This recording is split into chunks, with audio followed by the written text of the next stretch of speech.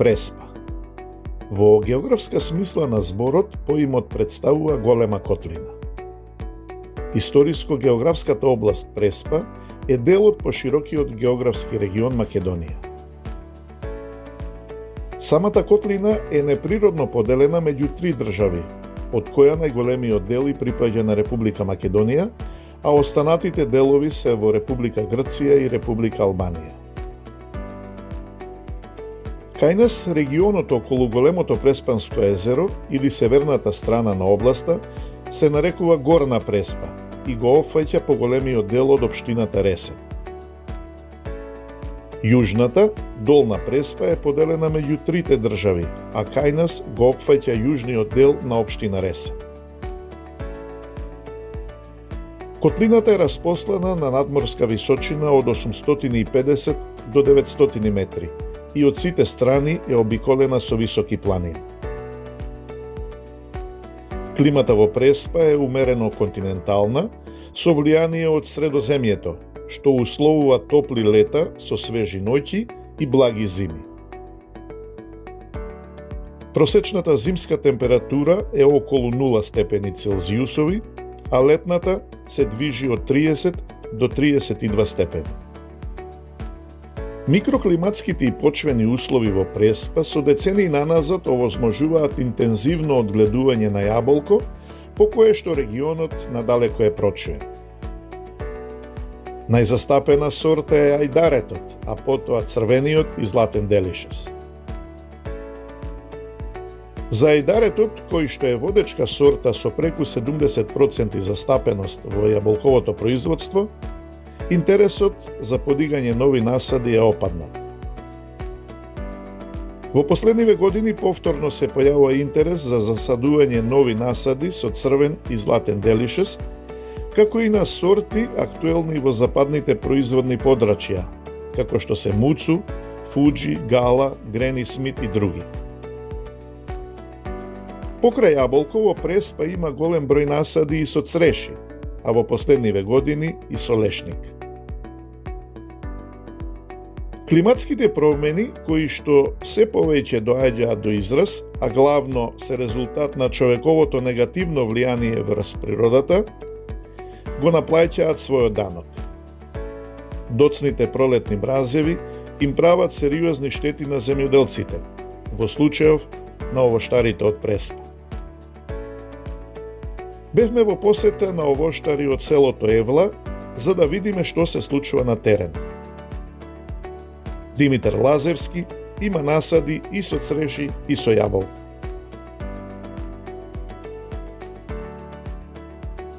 И сега каква е состојбата? Моментално е, па не знам, еве ова што го гледаме, значи секој ден сме тука, ние секој ден пробваме нешто, ќе видиме едно колку бе успеале, на некој начин, најде како да се изразам да спасиме, пошто од природа тешко дека ќе спасиме. Моментално првично дека е околу 80% според мене. Така. А еве ние сме земјоделци, колку толку разбираме. Искрено ќе кажам, во смисла на хемиски препарати на такви работи ништо не е пробано. Поставено е на Господ, што викаме ние. Така. Сега колку ќе останат, рано е уште да се кажат, пошто еве ова е уште не е обвиено е со цвеќе. Еве по некоја вака гледаме, ако е вака, значи гледаш овде дека пример од овие некои си првично гледани на 20, имаме 2 само надежни. Сега ако е вака, затоа ти викам минимум 80% сигурно. Ќе има штета. Да, сигурно. Црешата. Добро, на целиот простор од прилика е таква состојбата? Вака сега селово наше можам да потврдам, цело е исто. Исто вака пак имаме истата ситуација од минатата година, селава што се на Галичица се многу пооштетени. Значи Галичица сметаме од Круше до Стењатарот. Тоа цела линија, посебно Евла, Болно, Дупени, Избиште, ќе спомниме. Сите планински села. Се жално вака дури и полошо. Добро, еве, дали во меѓувреме има некој поминато за да разговара со вас? Не, никој. Спомна пред неколку дена не посети министерот, ама не на терен, во општинска сала. Спомна дека имало веќе формирана комисија, ама Така. треба ние првин да поднесиме документација. Секоја година, за жал, ни стана навика тоа да поднесиме, ама на терен се уште нема да излезено никој, треба ние да поднесиме. И сега џабе е се и од штета и се кога немаш производ. Значи ова на еден начин делува демотивирачки да продолжите понатаму. Посебно за помладиве како мене, еве овде како екипава од Селово, Така. сум најмлад. Жалосно, ама како јас сега ќе убедам синов мој да продолжи да се занимава со ова, кога лани ситуација ваква, годинава уште полоша. Предминатите имавме и град, ајде мраз 2-3 години пред тоа имаше прескокнато. Се реално да ти вратам уназад, значи минативе 10 години активно, еве. Јас не дека од лулка сум внасот. Последни години сега син имам 11 годишен, како ќе го убедам нова. Саќе за еден месец ќе дојде берба од прилика, што ќе соберем овде за да го мотивирам него да продолжи постапките мои. Жалосно, а сакам да продолжи. Така. И би било добро да има некој кој да го наследи. Значи јас сум моментално четврто колено на од во фамилија моја што живееме од претежно од овошни насади. Еве Димитар, еве велиме кога има доцен мраз, кога има штети, Така. има мало производство, меѓутоа во некоја нормална година кога се е во ред, имате добро производство. Така. Каква е тогаш ситуацијата кога имате производство? Кога имам Што се случува производство, со пласманот ме интересува? Ќе имаме лош пласман. Тоа е дефинитивно, тоа веќе е сигурно. Пример, еве, минатава година пласманот беше топар. Така. Ај да не речам, Ама имаше малку. во берба беше одличен, ама имаше 20% тоа што може да го да го дај преспа. И ден ова дел уште ден денес не се допродадени коморите. Еве јас имам комора јаболка, не се продаден зашто сега е моментално цената и она полоша од во октомври кога ги собираме. Значи ние сме зијан, сега плаќавме и одржување и на плюс трошоци се изложивме. Мислевме дека секој се надева за појќе. Кај нас е и вложувања на големи, пошто се долгорочни. Не се како градинарска култура, годинава реколтава, пример, пиперка, са без да навредиме некого секој. Така. Така. Пиперка в година може нешто друго. Ова е, значи, дедо ми викаше детенце малечко. И сега дури оформиш ти една личност од ова, треба многу вложување, финансиски, труд, работа. И сега кога ќе дојдеш да земеш ти од него, се јавија овие проблеми. Имам, например, насад против градна мрежа. Антифрост систем на него. Значи, народно со сите ниша ни направиме. Така.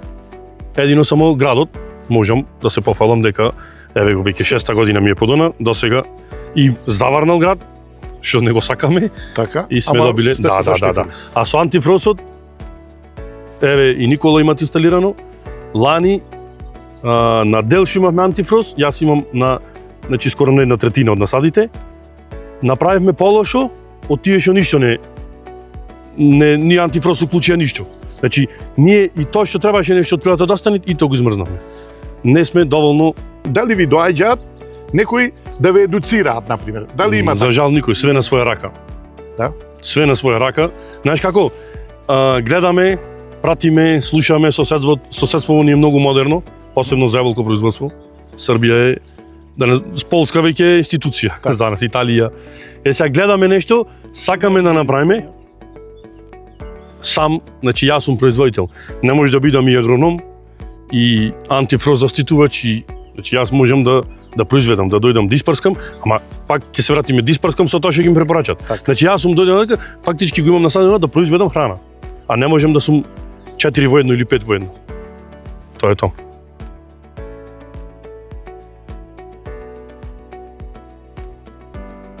Разочараноста од штетите предизвикани од климатските промени е голема, бидејќи вложувањата за заштита се големи, а ефектите минимални, вели Никола Петревски, охриѓанец кој што има свој насад во Преспа.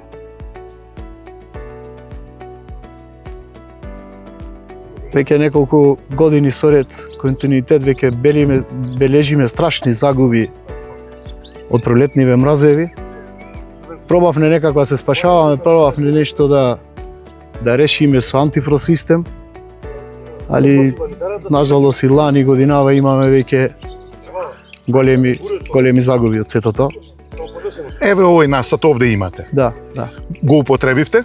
Го употребивме, Аха. али добро наместен, све со прописни прскачи, што обрусуваат направене со потопни пумпи, со добри притисоци, со све она како што нима е кажано.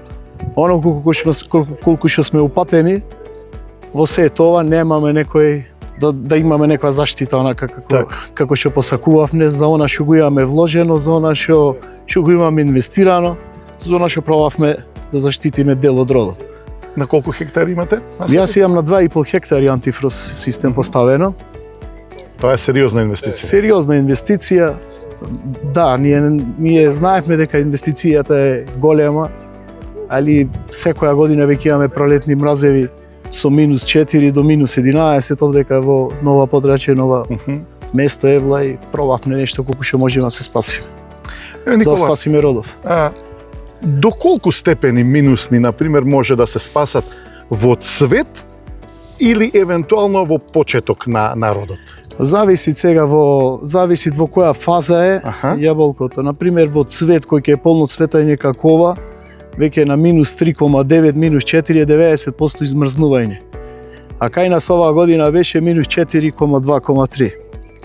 И така да, и точно е тоа дека родот наш е уништен повеќе 90%. Така.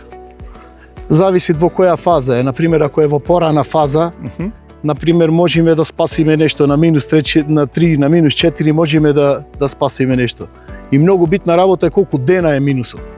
Ето така. Ако помините антифроз системот може да делуваат на еден ден, на 2, на 3, може да делуваат. Например, на една вечер, ако е една вечер да е минус, па да другава вечер да е плюс, па нареднава да е минус, Така.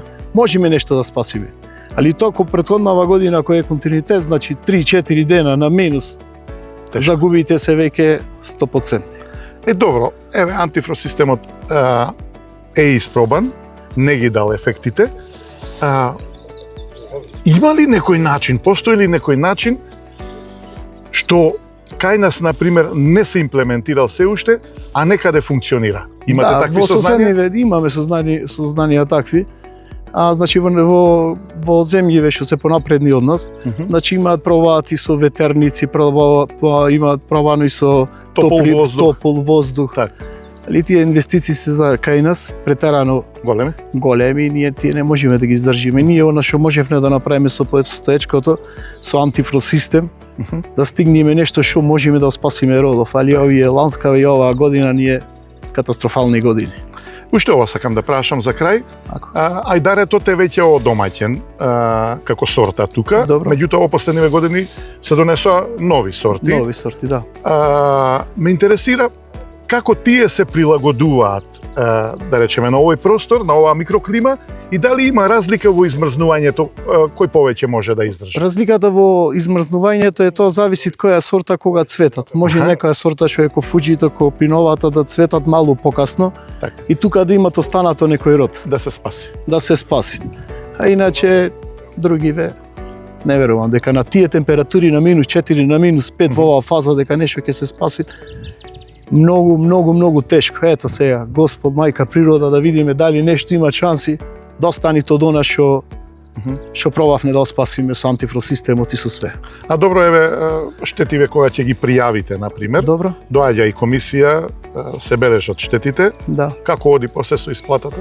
Со исплатата ние имаше повеќе, бевне, поднесовме, па сега чекаме да видиме, да поминат на влади, да се сработаат сите тие предмети, да поминат на влада, дали колкав ќе биде процентот за обештетување, останви само на владата, да видиме, на тоа и на министерство. Во некои изминати години кога имало вакви случаи, какви се искуствата?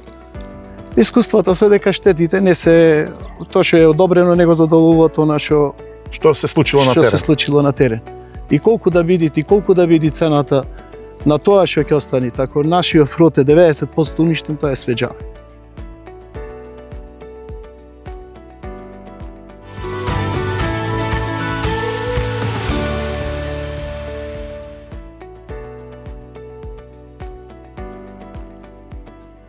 Сашо Угриновски близу 30 години со голема љубов и посветеност одгледува овошки. Но вели климатските промени ни го убиваат ентузијазмот. Доцните пролетни мразеви го уништуваат родот, па на секоја трета или четврта година може да се пофалиме со добар род, што ја намалува и желбата на младите да се вклучат во оваа работа.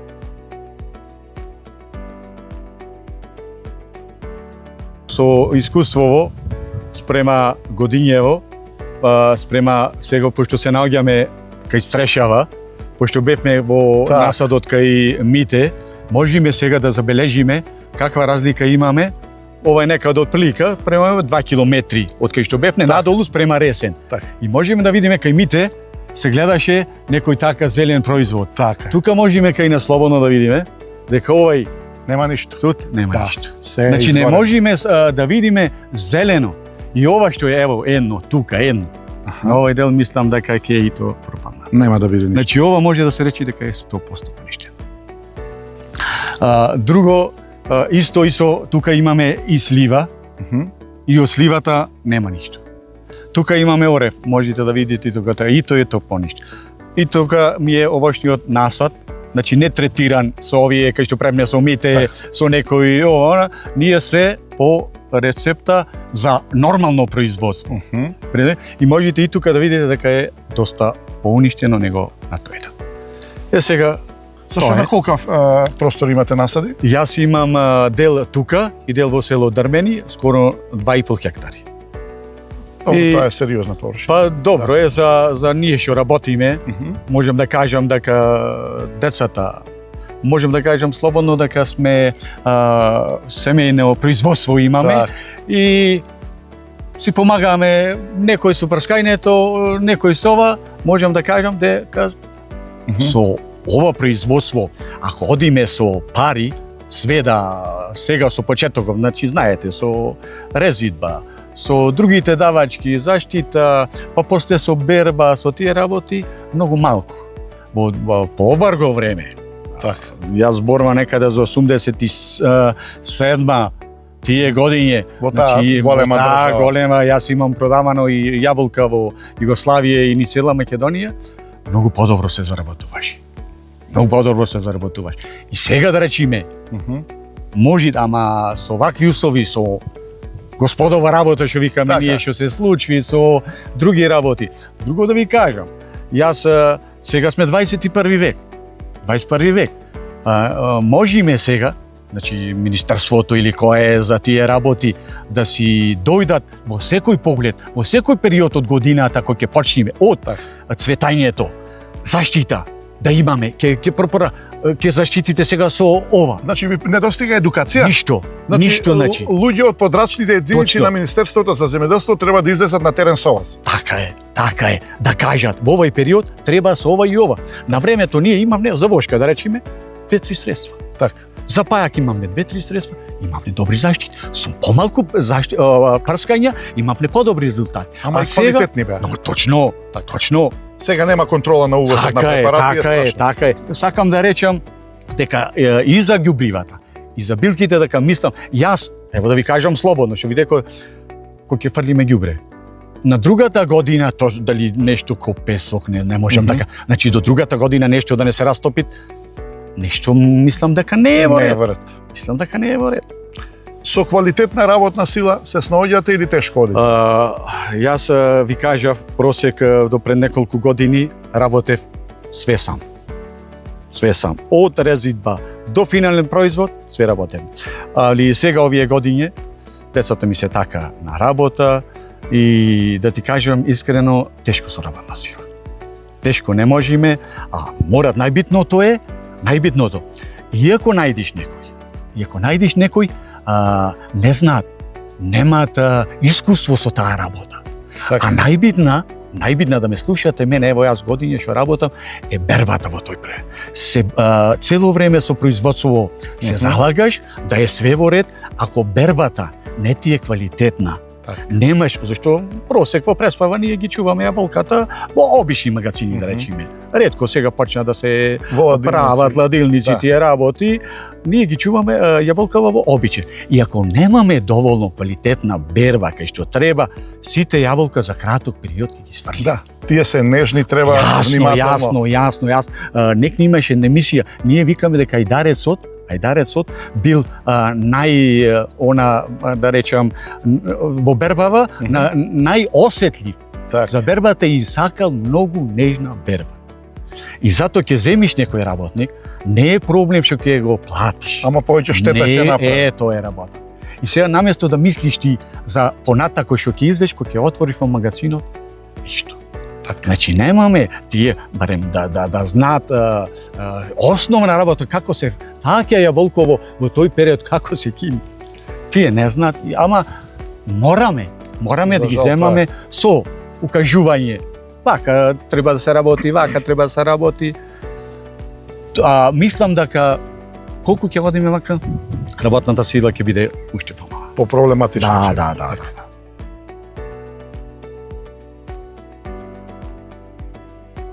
Овие наши соговорници овоштари се обидуваат што помалку да користат хемиски препарати, за кои што велат дека и не се квалитетни.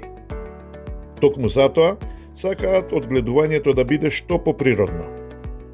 Чекор напред, во ова отишол Пере Транталовски, кој што прво ги зголемил своите насади, а потоа и го проширил сортиментот. Сега одгледува покрај јаболка и цреши, праски и лешници. Сака да има своја органска суровина за соковите што како семејство си ги произведуваат. Но и тој е разочаран од целокупната состојба на терен.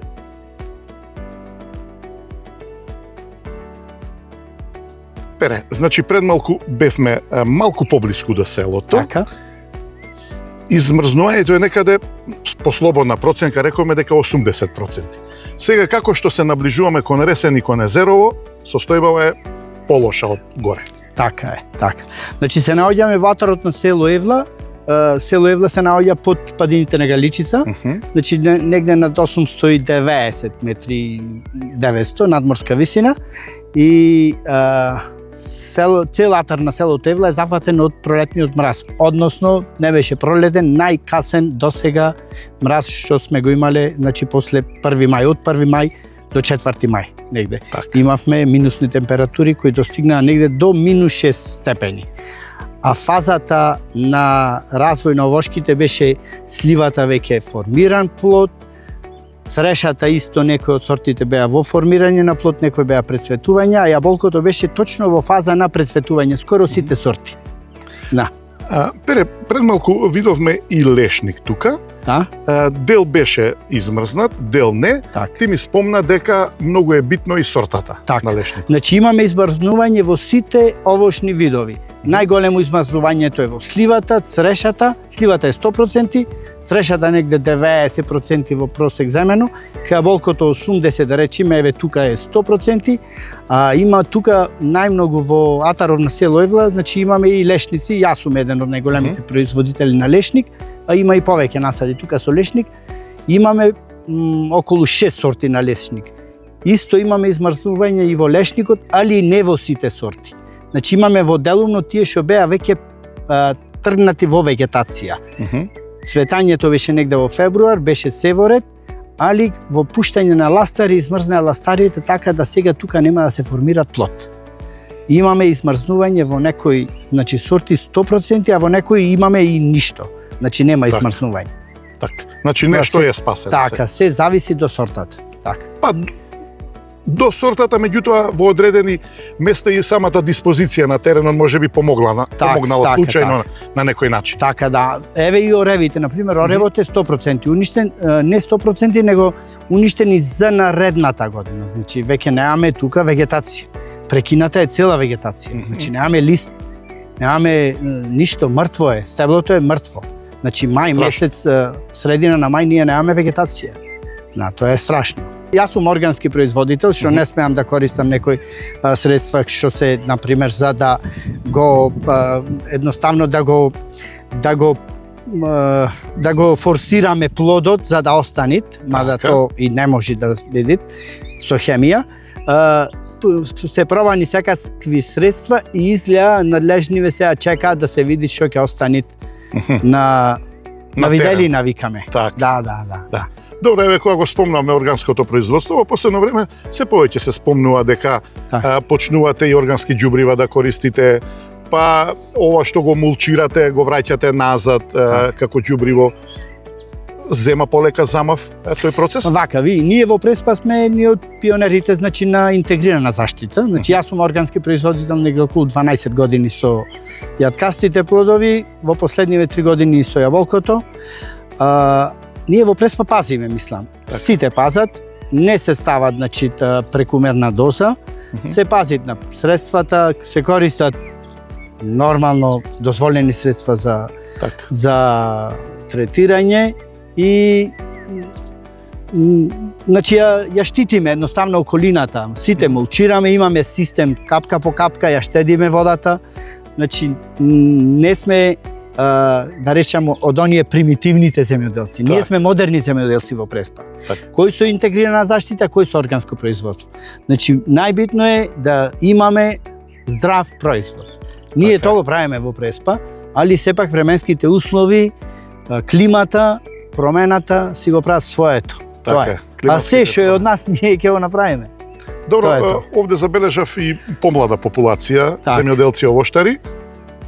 Генерално состојбата во Преспа каква е по тоа прашање? Генерално состојбата во Преспа, како и на ниво на Македонија, во земјоделците е 55+. Значи тоа е факт. Младата популација не сака да работи земјоделие, не е профитабилно последниве години земјоделието. Ние сме наследиле нешто сме инвестирале, па се трудиме да правиме еве и како готови производи, некој јас сум еден од тие, например, што сакам да се задржи тоа тука и младите да ги задржам и моите, јас имам 4 деца, например, сакам да останат тука, ама пробваме, ќе видиме. Времето ќе покаже. Од што се правите? Па ние почнавме како оператори за храна од куќен праг пред неколку години со преработка на овоше на јаболко, која јаболкото беше од она минимална цена од 0,5 денари. Значи, и тогаш направивме еден чекор понапред, почнавме да правиме сок. Значи, сега правиме и јаболков оцет, во процес ние сега и мала мини дестилерија на овошни ракии, имаме джемови, од јаткастите плодови правиме путери, ладни цедени масла. Па добро е се тоа. Гледаме секој наш производ од нива да оставиме в трпеза.